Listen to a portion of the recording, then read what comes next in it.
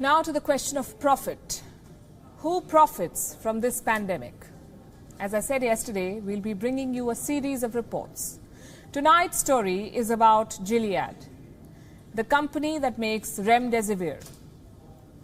It's another drug that experts say holds promise. In the US, remdesivir is undergoing clinical trials.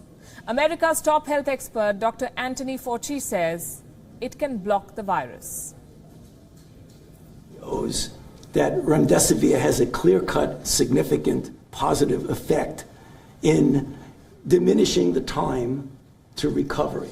This is really quite important for a number of reasons, and I'll give you the data. It's highly significant. If you look at the time to recovery being shorter in the remdesivir arm, it was 11 days compared to 15 days.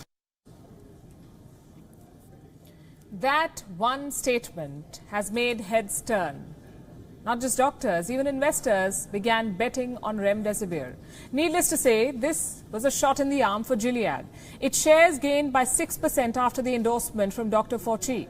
5 days ago, the Federal Drug Administration in the United States gave its approval to remdesivir. US President Donald Trump made the announcement himself, with Gilead's CEO standing right next to him.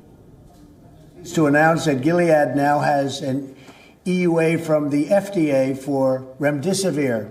And you know what that is, because that's been the hot thing also in the papers and in the media for the last little while. An important treatment for hospitalized coronavirus patients.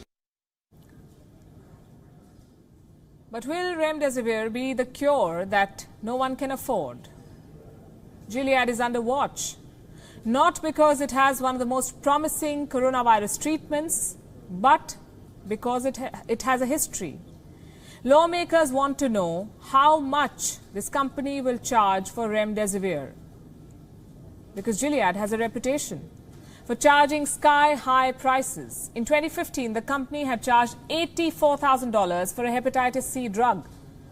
And it did not happen by accident. This was by design. The Senate Finance Committee invested Gilead's pricing.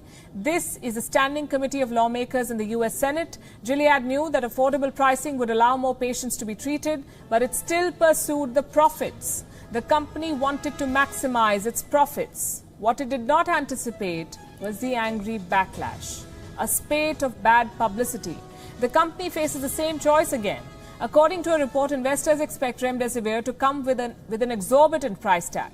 The company is under pressure to recover the $1 billion it has invested in remdesivir.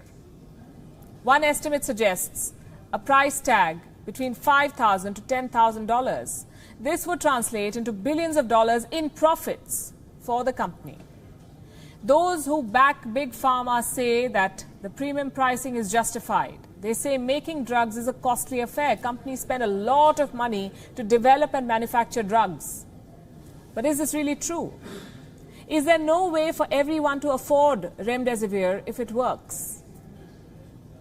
One NGO disagrees. The Institute for Clinical and Economic Review, ICER.